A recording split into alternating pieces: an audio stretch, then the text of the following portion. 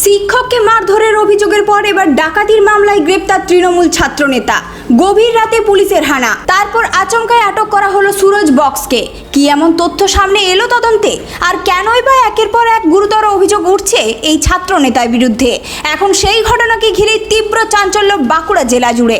বাঁকুড়ায় গ্রেপ্তার করা হয়েছে তৃণমূল ছাত্র পরিষদের নেতা সুরজ বক্সকে। ডাকাতি সহ একাধিক অভিযোগে গভীর রাতে অভিযান চালিয়ে তাকে আটক করে বাঁকুড়া থানার পুলিশ। পুলিশ সূত্রে জানা গিয়েছে, স্কুলডাঙ্গা এলাকায় তল্লাশি অভিযান চালিয়ে তাকে গ্রেপ্তার করা হয়। পুলিশ জানিয়েছে, ভারতীয় দণ্ডবিধির একাধিক ধারায় তার বিরুদ্ধে মামলা রুজু হয়েছে।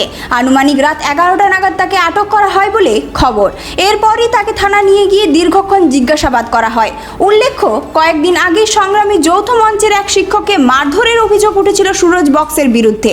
সেই ঘটনাকে কেন্দ্র করে জেলা জুড়ে ব্যাপক বিতর্ক তৈরি হয়েছিল। অভিযোগ ওঠে, প্রকাশ্যে ওই শিক্ষককে হেনস্থা এবং মারধর করা হয়।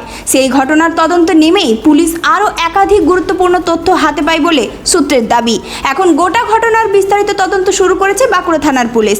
ধৃতের সঙ্গে আর কারা জড়িত, তার পিছনে কোনো বড় চক্র রয়েছে কিনা তাও খতিয়ে দেখা হচ্ছে।